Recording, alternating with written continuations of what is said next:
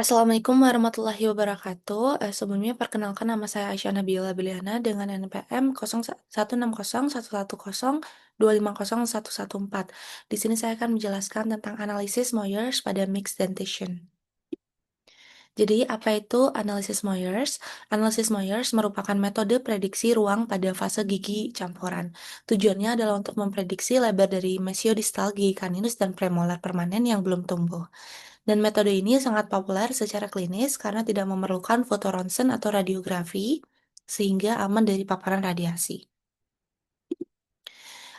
Ada juga alat dan instrumen utama pada analisis Moyers. Yang pertama yaitu Bowley gauge atau jangka sorong, kemudian ada model study Gibbs dan juga tabel probabilitas Moyers, ada mandibula dan juga maksila. Mengapa pada analisis ini menggunakan insisif bawah? Yang pertama karena erupsi paling awal. Insisif permanen rahang bawah erupsi terlebih dahulu sehingga lebih mudah untuk diukur. Yang kedua adalah korelasinya yang tinggi. Lebar 4 insisif rahang bawah berkorelasi sangat kuat dengan ukuran caninus dan juga premolar yang belum erupsi. Ukurannya juga lebih stabil, variasi anatominya kecil sehingga menjadi prediktor yang lebih akurat. Kemudian praktis dan juga tanpa radiasi. Pengukuran dilakukan langsung pada gigi yang telah erupsi tanpa memerlukan radiografi. Selanjutnya, mekanisme analisis Moyers. Langkah pertama adalah mengukur 4 gigi insisif mandibula. Yang pertama, ukur lebar mesiodistal dari keempat insisif permanen rahang bawah menggunakan kaliper dan jumlahkan seluruh hasil pengukurannya dengan rumus X sama dengan insisif 1 plus insisif 2 plus insisif 3 plus insisif 4. Dan X ini merupakan total lebar 4 insisif mandibula, serta X akan digunakan untuk memprediksi ukuran caninus dan premolar yang belum erupsi pada tabel Moyers. Langkah kedua adalah space available. Space available adalah panjang lengkung rahang yang tersedia untuk menempatkan gigi pada kondisi saat ini. Dan space available ini diukur pada model study atau dental case menggunakan Bowley gauge atau jangka sorong.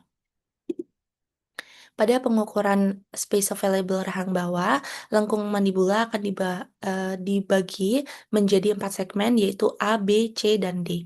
Pada segmen A itu dari mesial M1 kanan sampai ke distal insisif lateral kanan. Pada segmen B, yaitu dari distal insisif lateral kanan sampai ke garis tengah atau midline.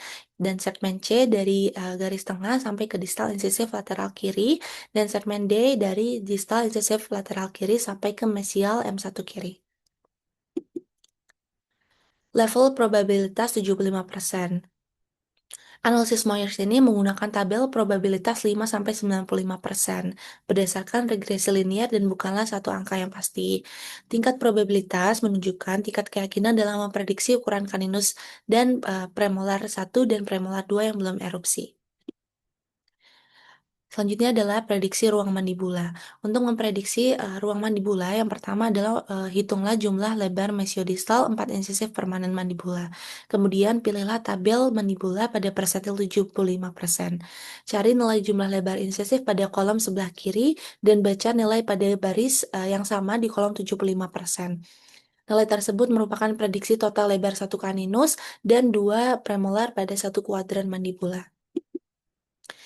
Selanjutnya untuk memprediksi ruang maksila, langkah pertama yaitu hitung jumlah lebar mesiodistal 4 insisif mandibula, kemudian pilih tabel B untuk maksila, dan pilih subtabel sesuai jenis kelamin antara perempuan atau laki-laki, dan cari jumlah insisif pada kolom paling kiri. Baca nilai pada persentil 75%. Dan nilai pada 75% ini merupakan prediksi lebar caninus dan premolar 1 serta premolar 2 pada suatu kuadran maksila. Selanjutnya adalah diskrepansi atau rumus akhir mencari selisih ruang antara space available dan space required. Rumusnya untuk diskrepansi adalah total space available dikurangi dengan space required.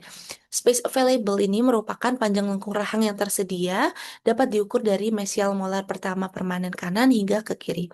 Dan space required ini merupakan total ruang yang dibutuhkan, yang terdiri dari lebar mesiodistal 4 insisif mandibula, prediksi lebar caninus dan premolar menggunakan tabel Moyers, persentil 75%, dan tambahan ruang bila diperlukan, misalnya adanya late mesial shift.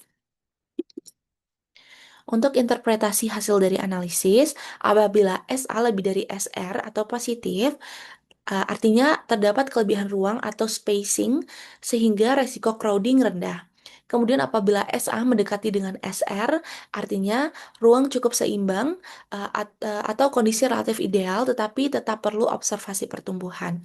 Dan apabila SA kurang dari SR atau negatif, artinya terjadi kekurangan ruang atau crowding, dan semakin besar nilai negatif ini, maka semakin berat juga derajat crowding yang diperkirakan.